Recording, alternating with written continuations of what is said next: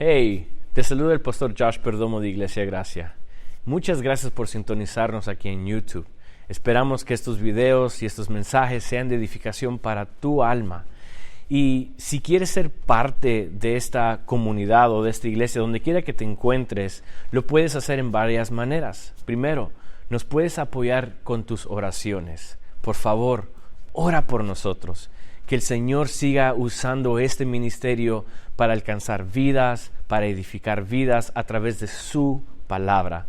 Que el Señor nos dé el entendimiento, la sabiduría para exponer su palabra de manera adecuada.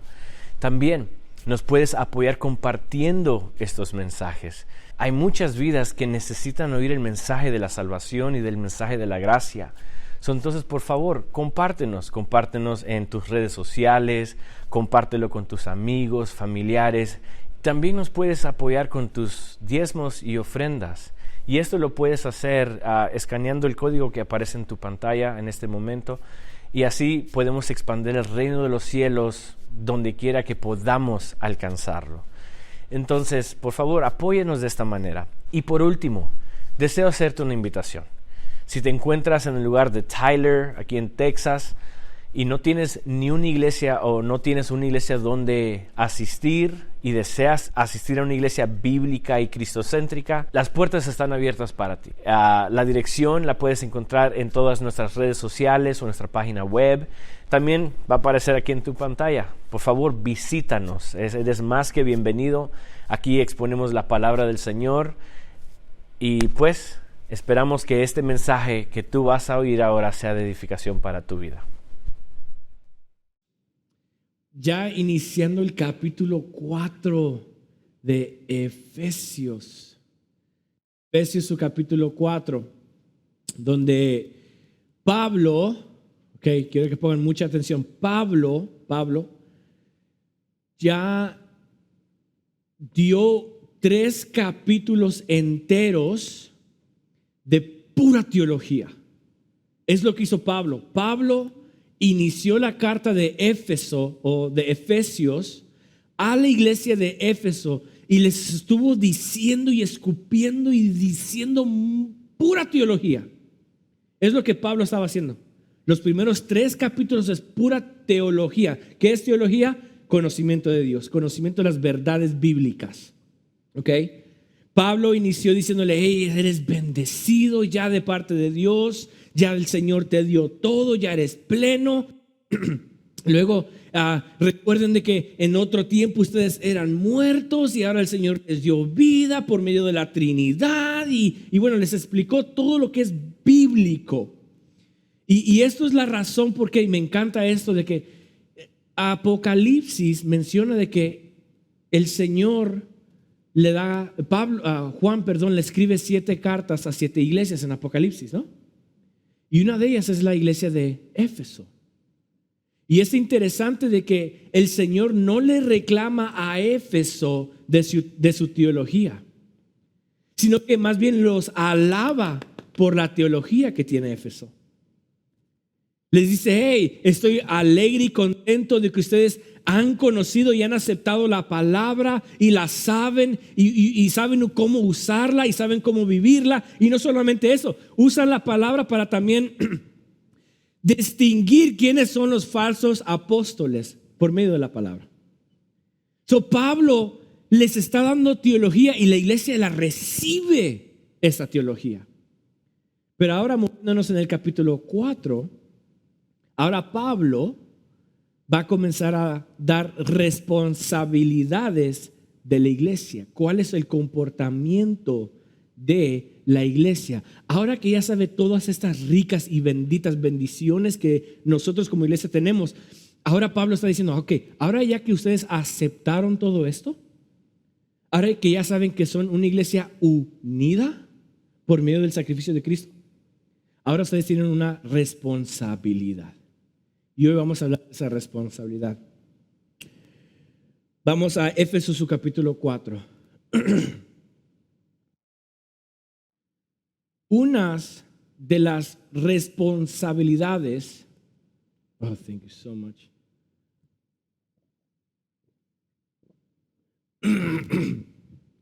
Una de las responsabilidades de iglesia la encontramos en su versículo 1, 2 y 3. Vamos a leerlo. Dice: yo pues, preso en el Señor.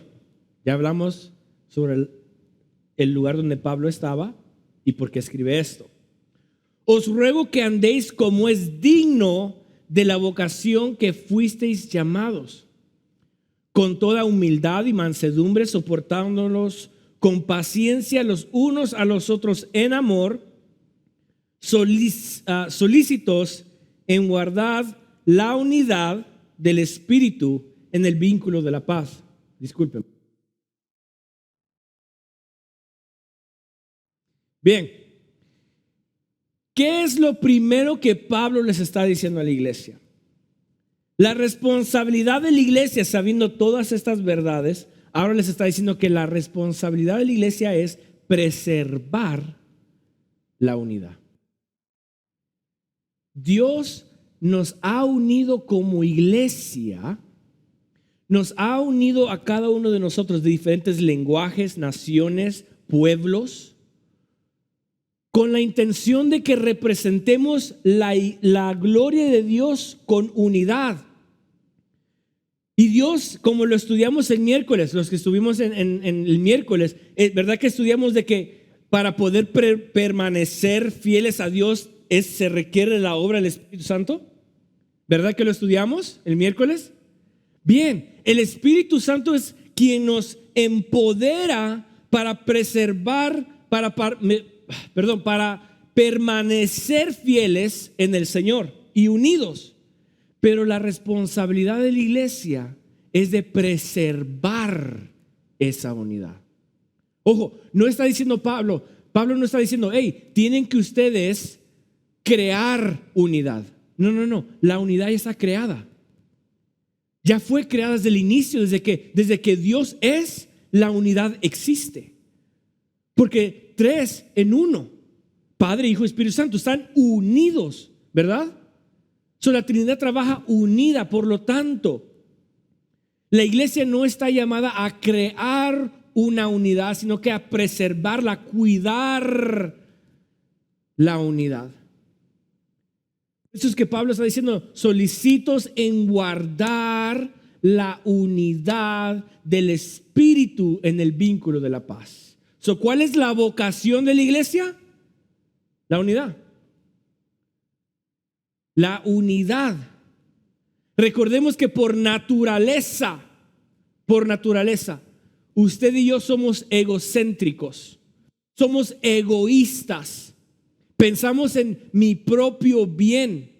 Y cuando estamos muertos en nuestros delitos y pecados, entonces somos la gente más egocéntrica posible. Y por lo tanto, cuando Dios nos da vida, nos encomienda a preservar o cuidar o guardar o mantener la unidad entre la iglesia. ¿Sí me están entendiendo? Ahora, recordemos también de que todo aquel que se une a la iglesia se une a Dios. Y esto me encanta. Me encanta porque la iglesia, por medio del sacrificio de Cristo, se ha hecho un solo cuerpo. Eso lo estudiamos el miércoles, que el sacrificio de Dios, el Espíritu Santo, nos hace una sola carne con Cristo, ¿verdad? Ahora usted y yo somos carne con Cristo, somos uno con Cristo. Entonces, cada persona que se une a una iglesia y permanece en la iglesia, se hace uno con Cristo, se hace uno con Dios. Y la gente dice: no hay necesidad de ir a la iglesia, no hay necesidad de congregarme. ¿Para qué? Si Dios está en todo lugar. Sé que está en todo lugar, pero nos ha encomendado a nosotros, nuestra vocación es de mantenernos unidos, ser uno. Ahora, ¿cómo podemos preservar la unidad? Número 1 es con humildad. Con humildad. Pablo está diciendo, quiero que ahora que ustedes han entendido todas estas verdades, quiero que ustedes, ahora la responsabilidad es, quiero que ustedes se mantengan unidos. ¿Y cómo lo van a hacer? Siendo humildes. Con humildad. Humildad. Es otra palabra para mansedumbre. Ya hemos hablado de ser mansedumbre, de ser manso en las bienaventuranzas. Filipenses 2:3. Vamos a Filipenses 2:3.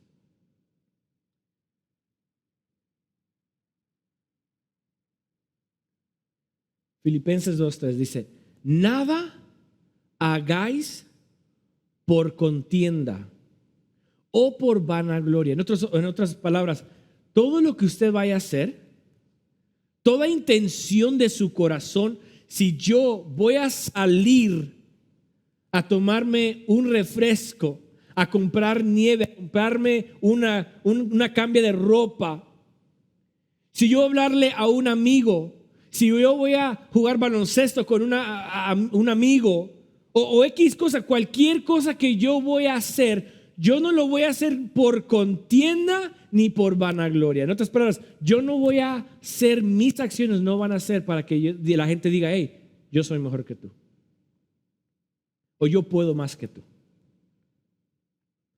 Pablo le está diciendo, todo lo que ustedes hagan, no lo hagáis con contienda o por vanagloria.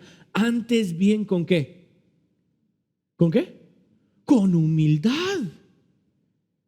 Estimando cada uno a los demás como superiores a él mismo. En otras palabras, Pablo está diciendo, yo no voy a hacer nada, ni quiero que ustedes hagan nada por vanagloria, sino que ustedes se van a ser tan humildes y tan mansos que la persona con quien ustedes están hablando o están asociándose con, ustedes lo van a tomar como una persona superior a ustedes, como si fuera tu patrón. Imagínense cómo el mundo sería si cada uno de nosotros caminaríamos pensando de que mi amigo es superior a mí y yo me tengo que ser humilde, y él pensaría que yo soy superior a él y él se hiciera humilde. Imagínense cómo con unidad y cómo con esa mansedumbre entre los dos, una atención, un cuidado, un respeto que cada quien se daría. ¡Wow! Imagínense la iglesia, cómo una iglesia operaría si todos se tomaran y se cuidaran con humildad. Que todos tuvieran el tiempo en respetarse los unos con los otros. Ser humildes y sentirse, y sabes qué, mira, yo sé que tú eres superior que yo, pero mira, con humildad te pido esto, o qué te pasa, y se habla con un respeto. Y es lo que Pablo está diciendo, la unidad que ustedes tienen que cuidar y mantener, la tienen que hacer con humildad. Número 2, lo vamos a hacer con paciencia. Paciencia. Sé que para muchos la paciencia no existe. Yo tal vez soy uno de ellos. Para muchos la paciencia no existe. Nos desesperamos rapidito. Nos enojamos de volada. Y Pablo está diciendo, no. La humildad tiene que llevar paciencia. La unidad solamente permanece y prevalece con paciencia. Imagínense si todos nosotros nos tuviéramos paciencia los unos con los otros. El momento donde uno me falla, el otro me falla, en vez de enojarnos e irritarnos rápidamente, ¿qué tal que con paciencia? Exactamente. Imagínense, si todos nos tuviéramos paciencia, yo tal vez sé un poco más de Biblia que algunos de ustedes. Tal vez hay otros que saben más Biblia que yo. Y no solamente por eso nos vamos a sentir superiores y cuando cometemos un error no nos vamos a tener paciencia. La paciencia está en no perder la calma. Eso es paciencia.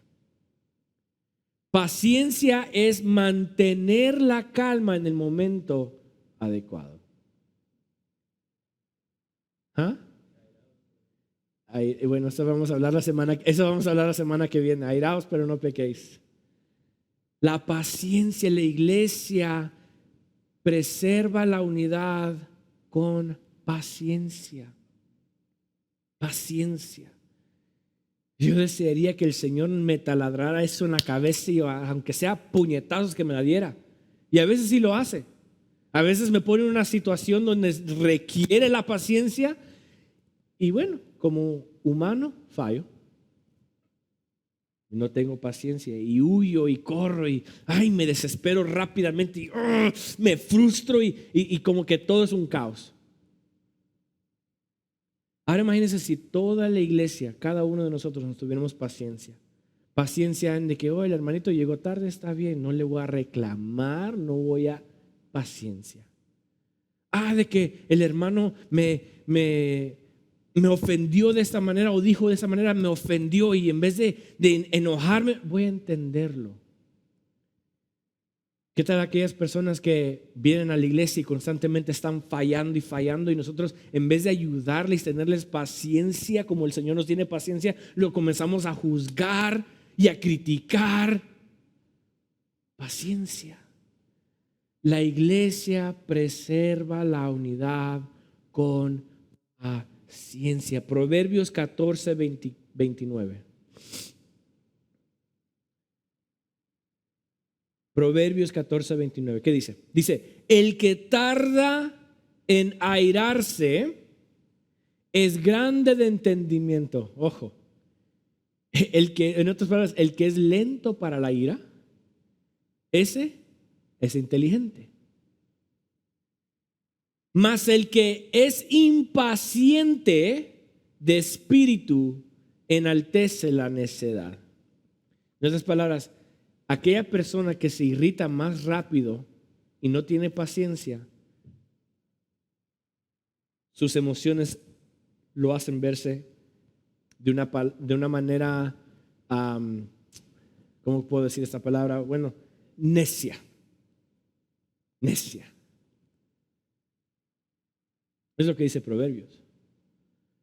Pablo está diciendo, como iglesia, yo les encomiendo a ustedes que por favor guarden la unidad, sean unidos, preserven la unidad. Recuerden que mientras más unidos ustedes están como iglesia, más unidos a Dios están. Y luego les dice, ¿cómo es que ustedes pueden preservar esta unidad? ¿Cómo es que ustedes pueden mantener esta unidad?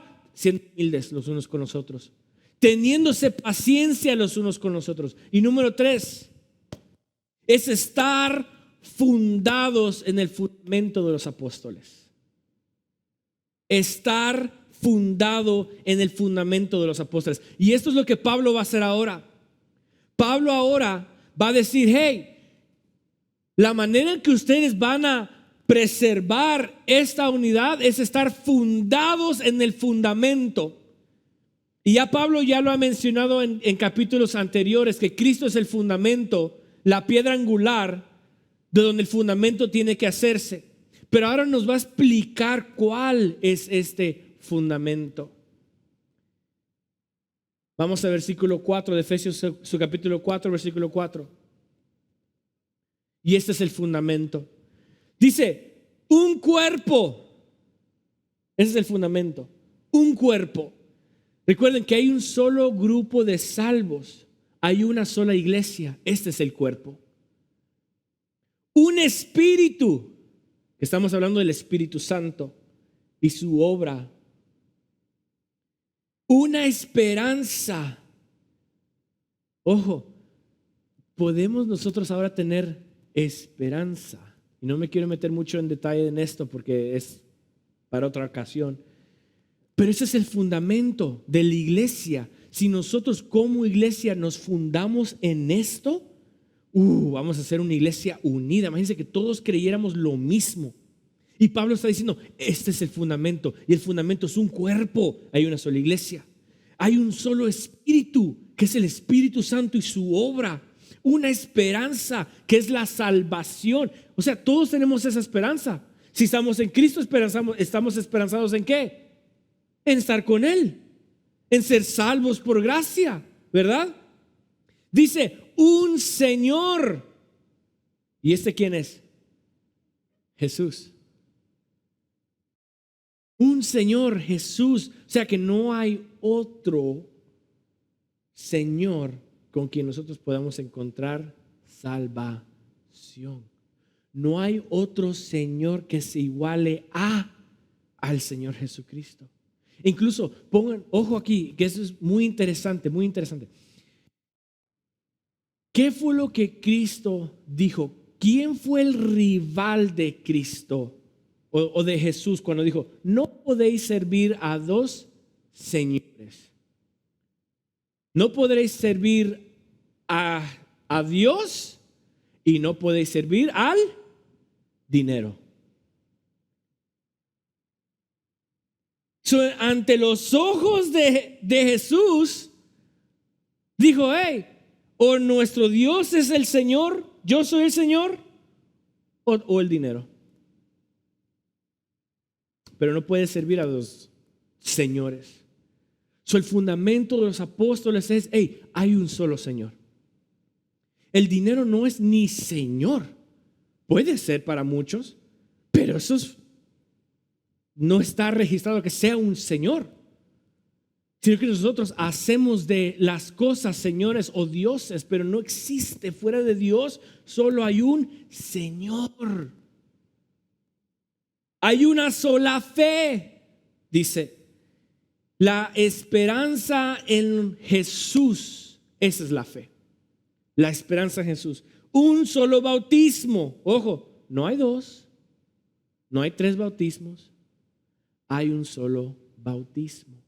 Y este es el bautismo en aguas. Solo hay un bautismo. Un bautismo.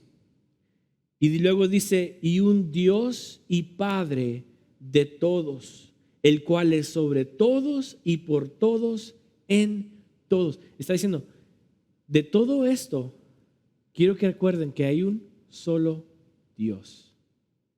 Y este Dios está sobre todo, en todos y para todos. ¿Qué está haciendo Pablo ahí? Reconociendo la soberanía de Dios. Es interesante, hay un solo Dios y Padre de todos. ¿Por qué dice Dios y Padre de todos? Hay un Dios y un Padre y Padre de todos. Creí que el Padre era solamente para sus hijos, no para todos.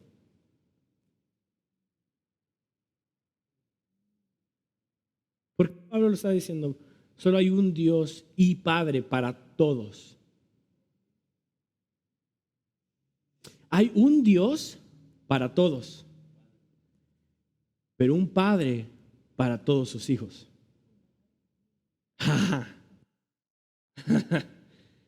¿Qué fue lo que estudiamos el miércoles? Un padre, un patres, está diciendo Pablo. Hay un fundador de todos. ¿Se recuerdan que estudiamos esto el miércoles? Es el creador de toda la familia. Este es el fundamento de los apóstoles. Si la iglesia permanece fundada en este fundamento de las cosas que Pablo acaba de anotar y acaba de decir, la iglesia será una iglesia unida. La iglesia será una iglesia unida. Ahora, ¿cómo es que Dios nos ayuda a prevalecer o permanecer en esta unidad? Porque eso es lo interesante de todo esto. De que Dios nos da mandamientos, Dios nos da una tarea por la cual tenemos que hacer, pero no nos deja solos. Y eso es lo interesante, de que Él no dice, hey, mira, ve, te mando, yo ya hice mi parte, ahora tú haz la tuya. No, Dios no es así. Dios no es así. Dios está diciendo, mira, yo quiero que ustedes permanezcan en unidad, crezcan en unidad, pero yo les voy a ayudar. Ahora, ¿cómo es que Dios nos ayuda? Y Pablo lo comienza a decir. Vamos al versículo 7. Dice, pero a cada uno de nosotros fue dada la gracia, está hablando a la iglesia, conforme a la medida del don de Cristo, por lo cual dice, subiendo a lo alto, llevó cautivo la cautividad. Está hablando del Señor Jesucristo y la obra redentora. Y dio dones a los hombres. Y eso de que subió, ¿qué es? Sino que también descendió primero a las partes más bajas de la tierra. Y el que descendió es el mismo que también subió por encima de todos los cielos para llevarlo todo. Pablo, ¿qué está diciendo aquí? Él no se quiere estar metiendo en teologías de que el Señor subió y bajó al infierno y subió al cielo. No. Pablo lo que está diciendo aquí es su contexto.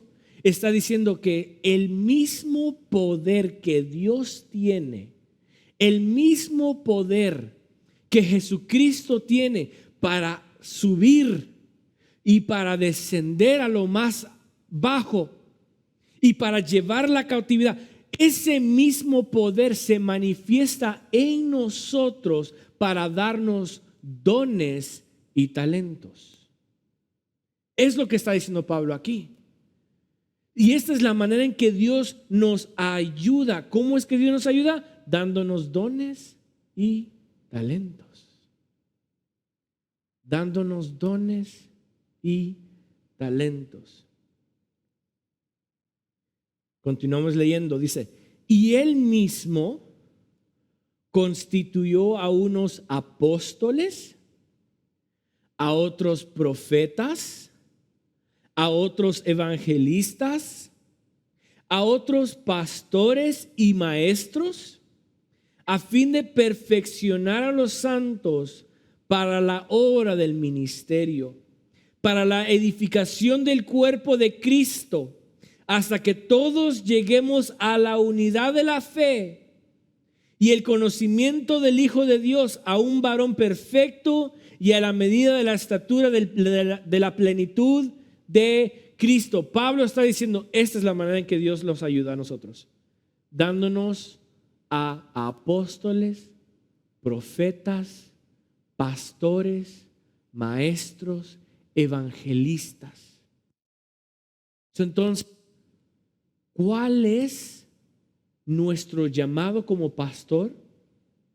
¿Cuál es el llamado como evangelista, como apóstol, como profeta?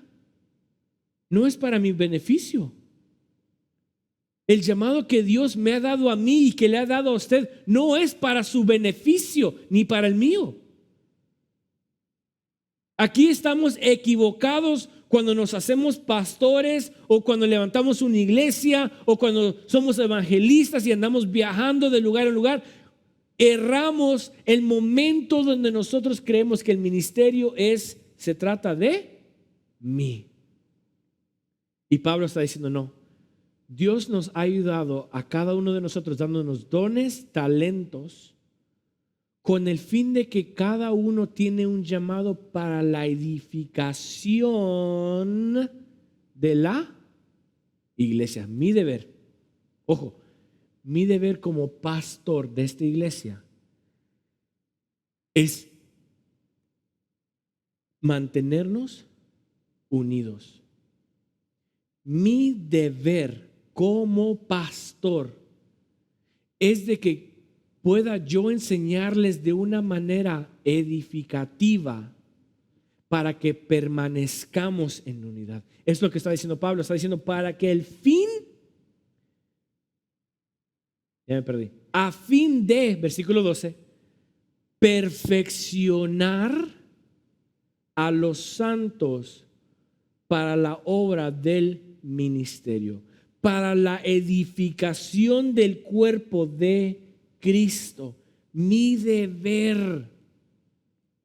su deber, cuando su tiempo se llegue a que ustedes tengan que salir como evangelistas, como profetas, como pastores, el deber de ustedes es que mantener a la iglesia unida y perfeccionarla. No de que sean perfectos, pero de que ellos se mantengan de una manera unida en Cristo y para Cristo. Entonces la responsabilidad del ministro es de edificar a la iglesia y llegar a la unidad. La responsabilidad del ministro es de edificar a la iglesia y llegar a la unidad. Y ahora, para terminar, ¿cuáles son los resultados? ¿Cuál es el resultado cuando el ministro, el pastor, el evangelista mantiene a la iglesia unida en Cristo? Efesios 4, 14 al 16. Dice, para que ya no seamos niños fluctuantes. En otras palabras, crecemos en la verdad. Crecemos en la verdad. Llevados por donde quiera de todo viento de doctrina, por estratagema de hombre, que para engañar emplean con astucia las artimañas del error, sino que siguiendo la verdad en amor, crezcamos en todo en aquel que es la cabeza, esto es Cristo, de quien todo el cuerpo bien concertado y unido entre sí por todas las coyunturas, que se ayudan mutuamente según la actividad propia de cada miembro, recibe su crecimiento para ir edificándose en amor. El resultado es crecer en la verdad. Crecemos en la verdad. Llegamos a la madurez espiritual y llegamos a servirnos los unos a los otros. Si notan, esto es un ciclo. Es un ciclo. Debemos de preservar la unidad con humildad, paciencia y con el fundamento adecuado. Y el Señor nos ayuda haciendo eso por medio de levantando pastores, evangelistas, profetas, apóstoles. Y con la ayuda de estos ministros y el evangelio adecuado y verdadero, se mantiene una iglesia creciendo en la verdad, llegando a la madurez espiritual y se sirve el uno al otro. Y estas son las consecuencias de la palabra que se enseña a la iglesia. Con humildad, con paciencia. ¿Qué pasa? Es un ciclo. Luego la iglesia se tiene paciencia, se tiene humildad y se sirve el uno al otro. Y la iglesia sigue creciendo y y continúa y continúa. Y esto es lo que Dios quiere de su iglesia. Es lo que Pablo les está diciendo en el capítulo 4 de la carta de Éfeso. Ya saben todas estas verdades. Ya ustedes han recibido toda la plenitud de Dios en ustedes. Ya el Espíritu Santo habita en ustedes. Ya son sellados. Ahora quiero que con ese mismo entendimiento, ahora ustedes vayan prevaleciendo en la unidad, preservando la unidad, manteniendo la unidad. Con humildad, sencillez de corazón, con mansedumbre, con paciencia. Ámense los unos con los otros. Y no solamente eso, pero el Señor va a levantar maestros, profetas y les va a ayudar. ¿Cómo? Con la palabra del Señor. A mantenerlos unidos, y los resultados van a ser ¿qué? Que van a poder tener paciencia. Van a poder amarse los unos con los otros. Van a poder servirse. Y eso es lo que Pablo nos está diciendo ahora a nosotros como iglesia. Vamos iniciando esta iglesia. Qué lindo sería, qué hermoso sería que todos aquí en esta iglesia tuviésemos la paciencia para cada uno de nosotros. En todo lo que hagamos. Si es vendiendo allá afuera, si es teniendo reuniones, si es teniendo cultura, si es teniendo actividades y alabanza, reuniones, todo lo que hagamos, lo hagamos con una humildad, una sencillez, una paciencia. Y de que cuando nos paremos aquí a estar enseñando la palabra del Señor, podamos crecer aún más en unidad. Y eso es nuestro deber como iglesia. Y el Señor va a ayudar a hacerlo cada momento. Entonces, ¿qué le parece si inclina su rostro? Y le pedimos al Señor en esta preciosa y linda mañana que nos ayude a tener todas estas verdades que el Señor ya nos ha dicho. Poder caminar de aquí en adelante con humildad, con sencillez. Y de que podamos aprender a mantenernos unidos como familia, como iglesia. Tiene su rostro, Padre. En este momento yo te doy gracias. Porque sé de que es tu palabra.